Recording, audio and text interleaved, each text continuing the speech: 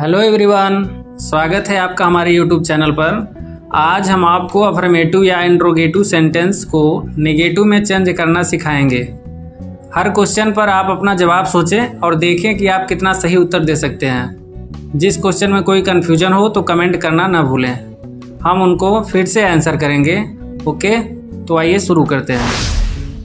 पहला है he always goes to school. अब देखिए, सबसे पहले आपको बता दें, नेगेटिव सेंटेंस बनाने के लिए दो तरीका होता है। ठीक है, एक तो तरीका ये होता है कि अगर आप उसका बिना अर्थ बदले अगर उसको नेगेटिव बदल देते हैं, ठीक है, या एक उसका जो है स्ट्रक्चर चेंज कर देते हैं बिना अर्थ बदले, तो वो ट्रांसफॉर्मेशन में चला जाएगा। ठीक है, ट्रांसफॉर्मेशन थोड़ी सी हाई चीज़ है। ठीक है, उसको हम यहाँ पे नहीं कर रहे हैं। इसको नॉर्मल रूप से, ताकि बेसिक लोग को भी समझ में आए, 8वीं 9वीं 10वीं वाले भी इसको आसानी से समझ सकें, इसलिए हम इसको नॉर्मल सिंपल सा जो नेगेटिव सेंटेंस बनना चाहिए बस उसको सिखा रहे हैं। ठीक है, तो आइए फिर देखते हैं। He always goes to school. अब इसको नेगेटिव करना है। प्रेजेंट इंडेफिनिट टेंस का उदाहरण है। ऑलवेज अफर्मेटिव है। ऑलवेज मीन्स हमेशा, नेवर माने कभी नहीं। ऑलवेज को नेवर कर दीजिए, बाकी सेंटेंस वही रहेगा। He never goes to school. ठीक है, बस आगे चलते हैं। Do this work. अब ये इम्परेटिव सेंटेंस है। इम्परेटिव सेंटेंस है तो यहाँ पर भी क्या करेंगे, डू नॉट का प्रयोग करिए इम्परेटिव सेंटेंस में।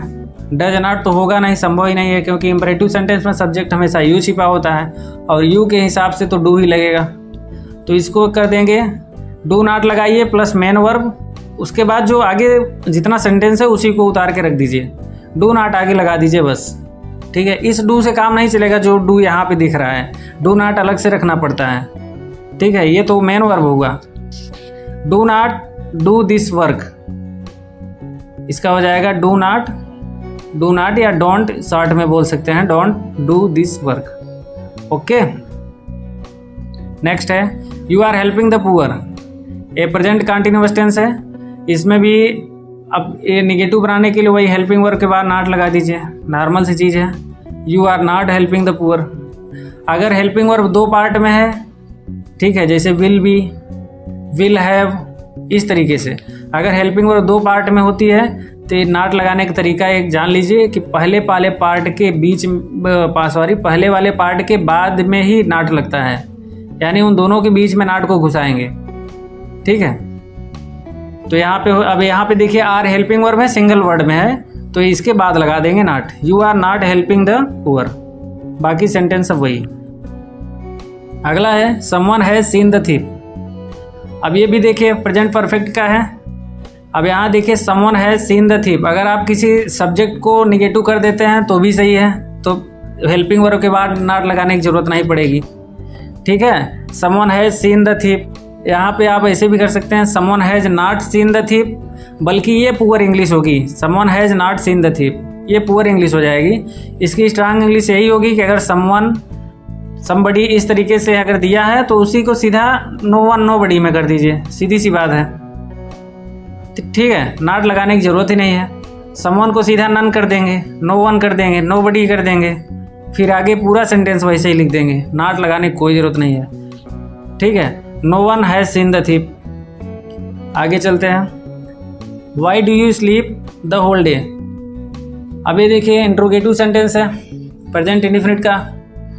अब इसको निगेटिव बनाना है, मतलब इंट्रोगेटिव विद निगेटिव करना है। तो इसका जो टेंस जिसको ज़रा सा भी पता है तो उसको सब पता होता है कि नॉट कहाँ लगाया जाता है। अब इंट्रोगेटिव सेंटेंस में देखिए क्वेश्चन वर्ड लिखा है, उसको लिखिए वाई, हेल्पिंग वर्ब डू रहेगा ही, यू को लिखेंगे ही, उसके बाद नॉट लगाएंगे। यही लगता भी है, यही उसका स्थान है। Why do you not sleep the whole day. ठीक है, सिंपल सा है बस। आगे चलते हैं। I can respect the elders. ये देखिए कैन का यूज है हेल्पिंग वर्ब के रूप में, बस इसी के बाद नॉट जोड़ना है। लेकिन एक चीज़ बहुत ही इंपॉर्टेंट रूल बता दें यहाँ पे, कि जब कैन के साथ नॉट आता है तो उसको आप सटा करके लिखा करें, अन्यथा वो गलत माना जाएगा।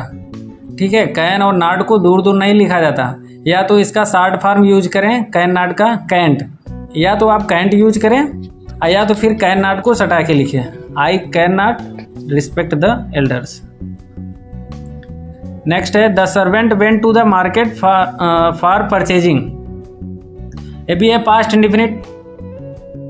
पास्ट इंडिफिनिट तो फिर निगेटिव करना है, पास्ट इंडिफिनिट का अफर्मेटिव सेंटेंस है, निगेटिव करना है, डिड हेल्पिंग वर्ब का प्रयोग करेंगे, उसके बाद नॉट लगा देंगे, फिर मेन वर्ब का फर्स्ट फॉर्म आ जाएगा। द सर्वेंट डिड नॉट, देखिए यहाँ पे डिड सेकंड में आ गया, हेल्पिंग वर्ब भी सेकंड में हो गई, तो अब मेन वर्ब को सेकंड में नहीं लिखेंगे, वो फर्स्ट में आ जाती है। The servant did not go to the market for purchasing. अगला है we have seen someone entering the room. We have seen someone entering the room. अब यहाँ पे भी देखिए समवन आ गया, अभी हमने पहले ही बताया इस तरीके का है, तो सीधा निगेटिव बनाना हो तो समवन को नो वन कर दीजिए, ठीक है। लेकिन अगर आप नॉट लगाते भी हैं तो सेंटेंस गलत नहीं होगा, कोई भी गलत नहीं कर सकता उसको, लेकिन इसमें एक शर्त होती है, क्या पता है? अगर समवन समबडी दिया है तो उसको फिर एनी कर देते हैं, सम की जगह एनी का प्रयोग करेंगे, फिर ये हो जाएगा एनी वन। अगर आप इसको नॉट लगा के निगेटिव बनाएंगे, वी हैव नॉट सीन, ठीक है, फिर समवन नहीं लिखेंगे फिर यहाँ, तब ये एनी वन हो जाएगा। उसके बाद आगे लिख देंगे एंटरिंग द रूम, क्योंकि सम का प्रयोग होता है अफर्मेटिव में, एनी का प्रयोग हो जाता है निगेटिव के लिए, वो भी नॉट के साथ, क्योंकि सम का निगेटिव ही होता है, नॉट एनी। समझ रहे हैं?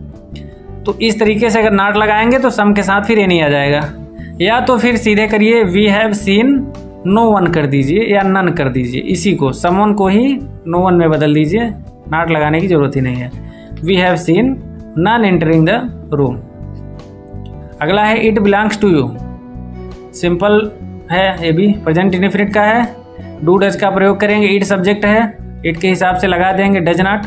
It does not belong to you, belongs नहीं होगा तब बिलोंग होगा, क्योंकि जो यस या यस लगना था वो तो हेल्पिंग वर्ब डू में लग गया, इट डजन हो गया।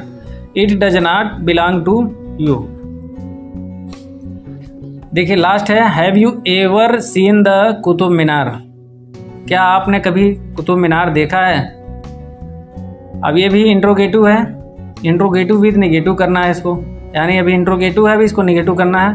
Have you ever seen the Qutub Minar, तो यहाँ पे क्या करेंगे, देखिए यहाँ भी एडवर्ब ही चेंज कर दे रहे हैं, ठीक है, नॉट लगाने की कोई ज़रूरत है ही नहीं है, क्योंकि आप नॉट लगाएंगे और यहाँ पे एवर भी रहेगा तो वो चलेगा नहीं, फिर वो सेंटेंस ही गलत हो जाएगा, ठीक है। तो ऐसा सेंटेंस हो अगर एवर दिया हो और निगेटिव बनाना हो, एवर को सीधा नेवर कर दो, ठीक है। एवर का अपोजिट ही होता है antonyms, never. Have you never seen the Qutub Minar, okay. तो ठीक है, ऐसे ही सिंपल रूल होते हैं। आप निगेटिव बनाने के लिए अगर आपको टेंस की थोड़ी सी भी जानकारी है तो ये बहुत बड़ी चीज़ नहीं थी, बेसिक चीज़ थी। तो ग्रामर की ऐसी ही बारीकियों को सीखने के लिए हमारे चैनल को प्लीज़ सब्सक्राइब कर लीजिए, और वीडियो पसंद आया हो तो कृपया इसे लाइक करें, शेयर करें। धन्यवाद।